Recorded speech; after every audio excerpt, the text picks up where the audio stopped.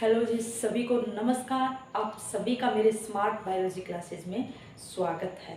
तो आज हम इस वीडियो में कुछ डाउट्स हैं उसके बारे में चर्चा करेंगे या उन डाउट्स को हम क्लियर करेंगे।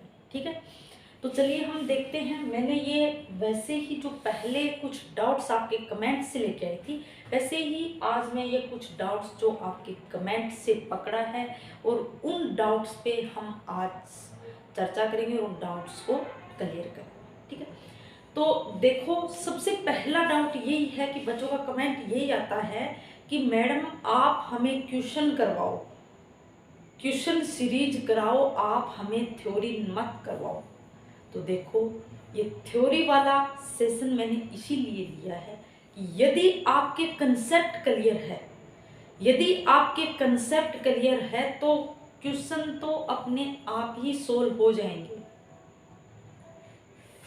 और यदि हमने क्वेश्चन सीरीज स्टार्ट की, अब माना आधे घंटा का मैं वीडियो लेके आऊँ या 45 मिनट का वीडियो लेके आऊँ, एक क्वेश्चन पे मान के चलो 10-15 मिनट लग जाते हैं, उसके बारे में कुछ बताना पड़ता है। ठीक है, तो इन 45 मिनट के वीडियो में मैं कितने क्वेश्चन करवा पाऊंगी आपको? ज़्यादा से ज़्यादा 10-15 क्वेश्चन करवा पाऊंगी। 1 घंटे का बनाऊंगी तो भी 10-15 करवा पाऊंगी। ठीक है, लेकिन यदि हमने पौन घंटे के अंदर हम एक टॉपिक क्लियर कर रहे हैं, एक जो जैसे हमने क्या देखा था, द्विबीजपत्री तनाव या एक बीजपत्री तनाव, हमारा एक टॉपिक क्लियर हो गया कितने मिनट में? 45 मिनट। ठीक है, अब यदि उससे क्वेश्चन तो हजारों बन जाएगी, लेकिन हमने क्या किया, एक टॉपिक सिर्फ 15 मिनट 45 मिनट में कवर कर लिया। अब उन्हीं से बना लो हजारों क्वेश्चन, हो जाएंगे। तरह तरह के आप क्वेश्चन बना सकते हो उनसे। और यदि क्वेश्चन लेके चलते अपन तो लिमिट रहता, हम उनका विस्तार से नहीं पढ़ पाते।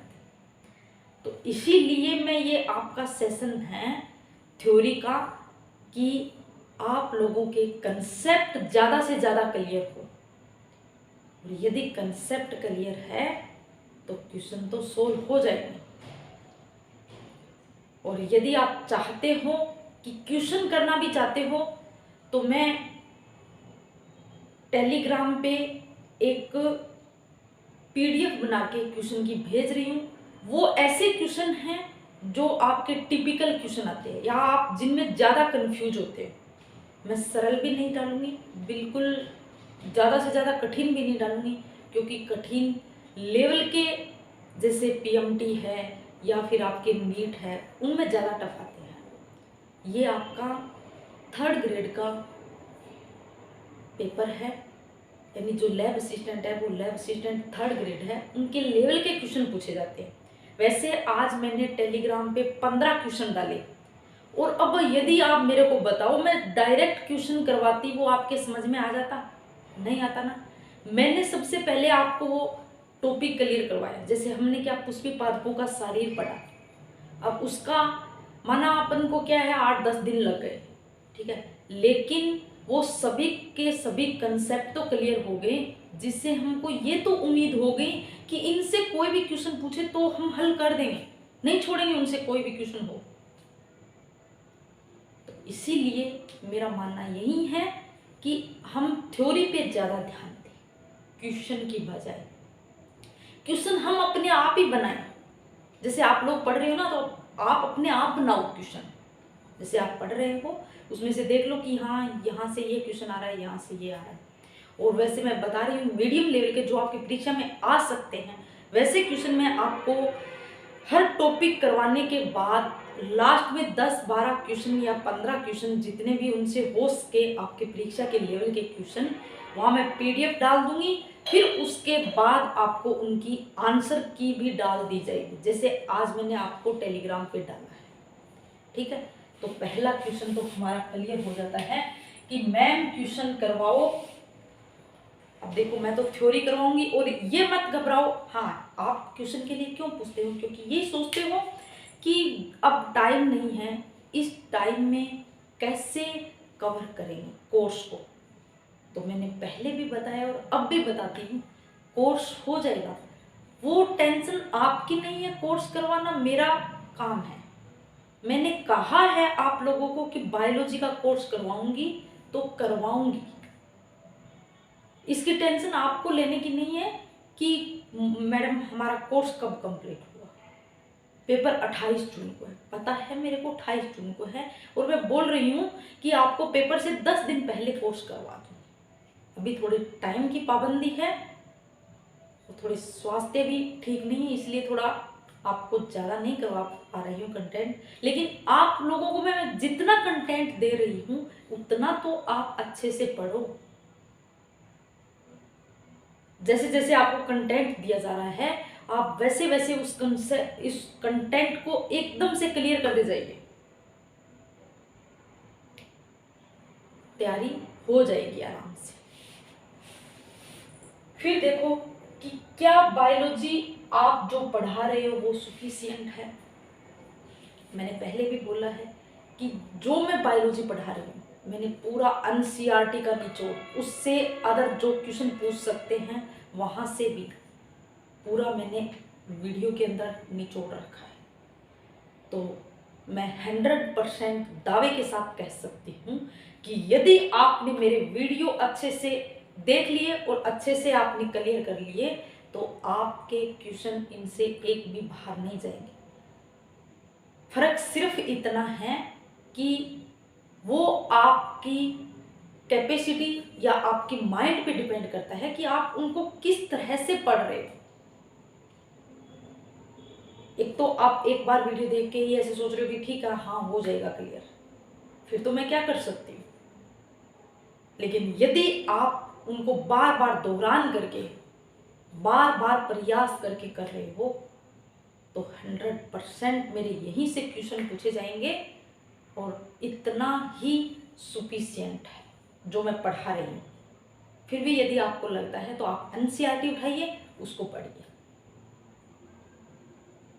एनसीईआरटी सबसे पहले आप एक बार जब मेरे वीडियो नहीं देखिए उसे पहले पढ़ के देखिए तो आपको लगेगा कि ये कौन सी रामायण या महाभारत है, समझ में नहीं आएगा। लेकिन मेरे वीडियो देखने के बाद आप पढ़िए तो आपको बहुत अच्छा लगेगा। तो सबसे पहले वीडियो को देखना है, फिर उसके बाद एनसीईआरटी पढ़िए, ठीक है। फिर उसके बाद देखो कि मैथ वाले जो बच्चे हैं वो क्या बायोलॉजी को कैसे क्लियर करें, क्योंकि जो मैथ वाले स्टूडेंट हैं उनको बायोलॉजी थोड़ी मुश्किल रहती है, उनकी फिजिक्स थोड़ी आसान रहती है। तो उनके लिए मैं कहूँगी कि मेरे वीडियो है वो ये देखिए वीडियो आप, और उसके बाद आपको क्या करना है एनसीईआरटी पढ़ लीजिए, नहीं तो ये वीडियो ही देख लीजिए, उनको बार बार दोहरा लीजिए, बस इतना काफ़ी है। जो मैथ्स वाले बच्चे हैं वो फिजिक्स पे ज़्यादा ध्यान दें, क्योंकि उनके फिजिक्स के अंदर क्या आते हैं क्वेश्चंस आते हैं और वो क्वेश्चंस ज़्यादा हल होंगे। जो मैथ वाले बच्चे हैं तो फिजिक्स पे ज़्यादा ध्यान दें, ठीक है। फिर आता है कि बायोलॉजी वाले स्टूडेंट फिजिक्स कैसे क्लियर करें, क्योंकि जहाँ मैथ वाले बच्चों को प्रॉब्लम है बायोलॉजी से वहाँ बायोलॉजी वाले स्टूडेंट को प्रॉब्लम है फिजिक्स से। तो आप लोगों को क्या करना है, आप लोग बायोलॉजी तथा केमिस्ट्री को अपने बाएं हाथ का खेल बना लीजिए। फिजिक्स के अंदर आपको क्या करना है, जो आपको आसान लग रहा है, मान लिया आपके 12-13 टॉपिक है तो उसमें से आप 7, 8, 10 टॉपिक ऐसे अलग से लिख लीजिए कि हाँ ये मैं पढ़ सकता हूँ और इनसे क्वेश्चन यदि आएंगे तो मैं हल कर सकता हूँ, वो रखिए, उन्हीं को बार बार दोहरान कीजिए। कहने का मतलब है कि फिजिक्स का आप 100% करने की बजाय आप 70% कोर्स कवर कर लीजिए, लेकिन अच्छे से कर लीजिए, हो जाएगा सिलेक्शन। क्योंकि मैं खुद बायोलॉजी पढ़ी, केमिस्ट्री पढ़ी, फिजिक्स मैंने 70% के करीब ही पढ़ा था, ज़्यादा नहीं पढ़ी थी। केमिस्ट्री भी, हालांकि केमिस्ट्री भी मैं पूरी नहीं पढ़ पाई थी, 80% या 85% के करीब ही कोर्स कर पाई थी। मेरी बायोलॉजी अच्छी थी तो मैंने बायोलॉजी 100% कवर कर ली अच्छे से, ठीक है। फिर देखिए इन अंतिम 2 महीनों में कैसे करें तैयारी और एक दिन में कितने घंटे पढ़े। अभी आपके मान के चलो 2 महीने से कम ही है, 2-3 दिन, ठीक है। तो आपको कैसे पढ़ना है तथा किस तरह से, यानी एक दिन में कितने घंटे पढ़ाई करें, कितने घंटे की यदि बात आती है तो कम से कम आपके 10 घंटे या 8 घंटे तो होने चाहिए। इससे कम यदि आप पढ़ रहे हो तो वो आप कम पढ़ रहे हो। आप अपना टाइम बढ़ाओ, 8 से 10 घंटे, 10 कम से कम 10 घंटे आप पढ़ो टोटल मिला के। टाइम टेबल नहीं बनाना है, फिर आपको कैसे तैयारी करनी है तो पहले भी बताया और अभी बता रही हूँ कि आपको सुबह, शाम और दोपहर इस तरह से टाइम को 2-3 भागों में डिवाइड कर लेना है। जैसे सुबह का टाइम है या फिर थोड़ा 12-1-1:30 बजे के टाइम है या फिर उसके बाद 3-4 और फिर शाम का टाइम या फिर सुबह का टाइम, दोपहर, शाम, इस तरह से ले लीजिए। ठीक है, तो उसमें आपको क्या करना है वही कि यदि सुबह का टाइम आपका अच्छा है, आप अच्छे कवर कर पा रहे हो उन टॉपिक को, तो वो सब्जेक्ट उठाइए जो आपको कठिन लग रहा है। जैसे बायोलॉजी वालों को फिजिक्स कठिन लग रहा है तो सुबह के टाइम आप फिजिक्स पढ़ लीजिए 1-1.5 घंटा। फिर जो बाकी सुबह आप मान लिया आप 4-5 घंटा लगातार पढ़ते हो तो 2 से 3 घंटे फिजिक्स पढ़ लीजिए या 1.5-2 घंटे फिजिक्स पढ़ लीजिए, 2 घंटे आराम से। उसके बाद आपको साथ में क्या करना है, जीके, राजस्थान जीके पढ़ लीजिए, क्योंकि साइंस वाले स्टूडेंट का जीके थोड़ा लो रहता है, इसलिए जीके यदि आप सुबह के टाइम पढ़ोगे अच्छा रहेगा। ठीक है, फिर आप दोपहर के टाइम अपना जो पसंदीदा सब्जेक्ट बायोलॉजी है वो पढ़ लीजिए और फिर शाम के टाइम आप जैसे साइकोलॉजी है या और भी आपको करंट अफेयर्स पढ़ना है या फिर आपको केमिस्ट्री पढ़नी है तो वो पढ़ लीजिए।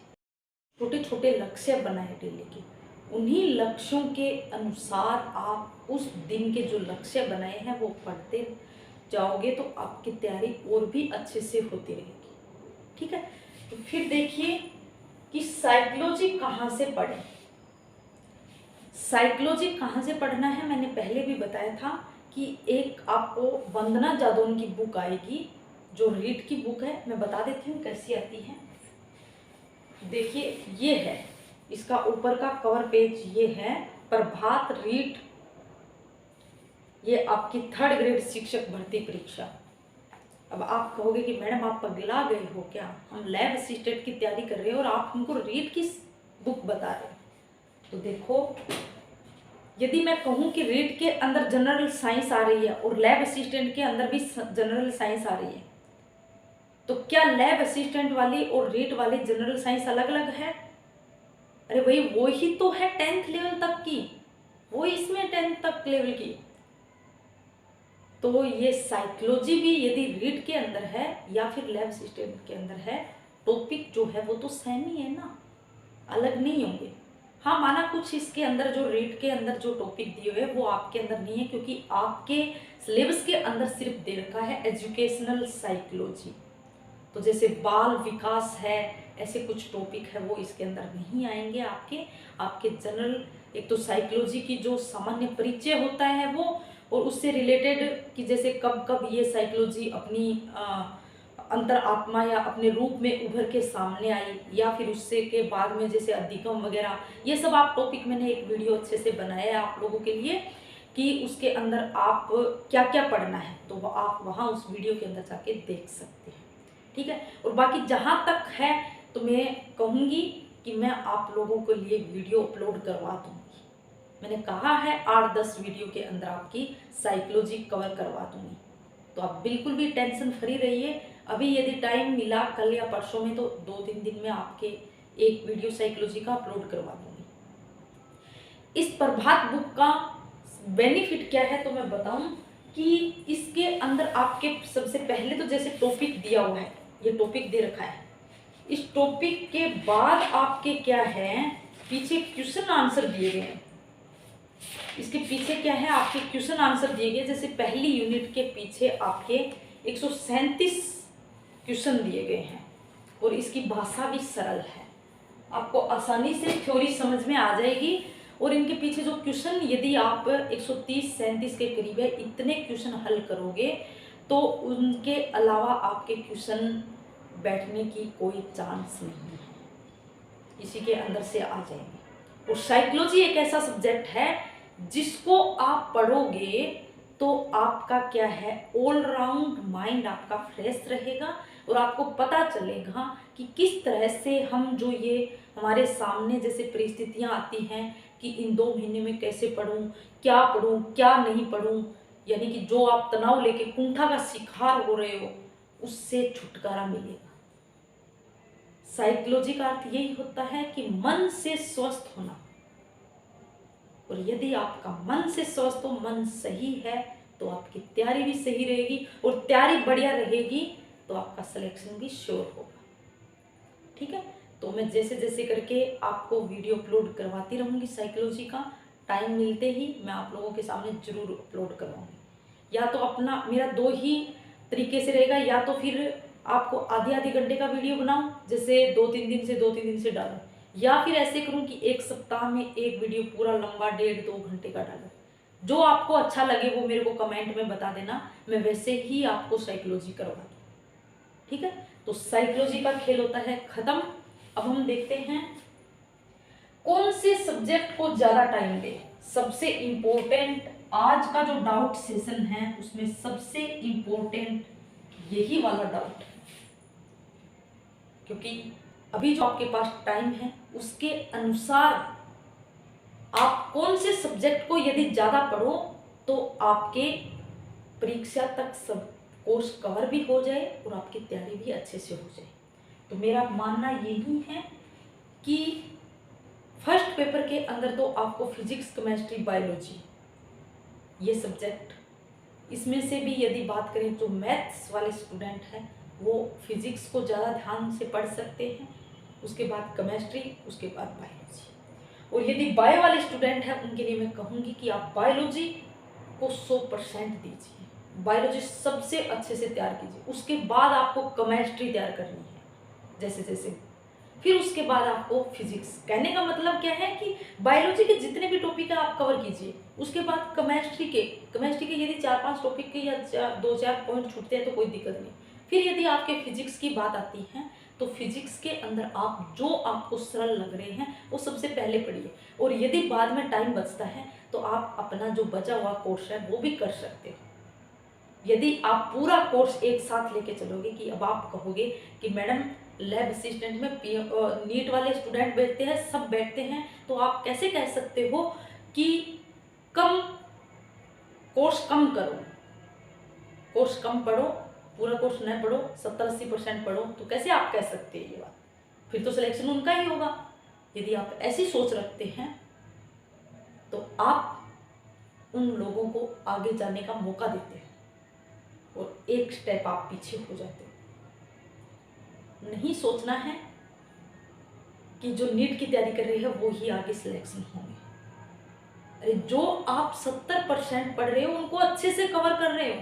जो नीट की स्टूडेंट की तैयारी कर रहे हैं वो कितना पढ़ रहे हैं, क्योंकि उनको साथ में नीट की भी तैयारी करनी होती है, तो फिर उनका जो वो पढ़ रहे हैं वो अच्छे से क्लियर नहीं होता है। इसीलिए आप कम पढ़ो लेकिन अच्छे से पढ़ो। पूरा पढ़ने की बजाय आप 70-80% ही पढ़ लो, और यदि टाइम है तो पढ़ लो ना। यदि आप एक दिन के अंदर 12-13 घंटा पढ़ रहे हो तो आराम से कोर्स कवर कर सकते हो, फिर तो आप पढ़ो ना। मैं उन बच्चों के लिए कह रही हूँ, उन स्टूडेंट्स के लिए कह रही हूँ, या उन कैंडिडेट के लिए कह रही हूँ कि जिसके पास टाइम कम है, जो 8 से 10 घंटा, 8 या 9 घंटा या 6 घंटा पढ़ रहा है और वो भी उम्मीद लिए बैठा है कि हाँ मैं लैब असिस्टेंट में क्लियर करूँगी, तो 100% वो क्लियर हो सकता है। वो इस अनुसार यदि पूरा पढ़ने की बजाय कम पढ़ के और उसको अच्छे से क्लियर करे। जैसे इसका जीता जागता उदाहरण मैं खुद हूँ। मैंने सिर्फ 50 से 55 दिनों के अंदर, मान के चलो 1 से 1.5 महीने, मान के चलो 1.5 ही महीना था, मैंने पूरा पढ़ने की बजाय मैंने 70% पढ़ा, लेकिन अच्छे से पढ़ा, जिससे मेरा 2018 में सिलेक्शन हो गया। ठीक है, तो अब देखिए आगे का आता है कि बीएससी के साथ लैब असिस्टेंट की तैयारी कैसे करें। बीएससी के अभी मई के अंदर एग्जाम है, तो क्या हम बीएससी की तैयारी करें या लैब असिस्टेंट की? ऐसे बच्चे भी कमेंट पूछ रहे थे कि मैडम क्या करें, तो उनके लिए मैं एक ही बात कहूँगी कि आप लोग जैसे आपका बीएससी का पेपर है, एग्ज़ाम है, उससे 1-2 दिन पहले आप बीएससी का पढ़ लीजिए और साथ साथ में आप 2-3 घंटे आप क्या हैं बीएससी के देते रहिए और 4-5 घंटे आप लैब असिस्टेंट को देते रहिए। डिवाइडेशन कर लीजिए कि इतने टाइम हमको बीएससी का पढ़ना है, इतने टाइम हमको लैब असिस्टेंट का पढ़ना है।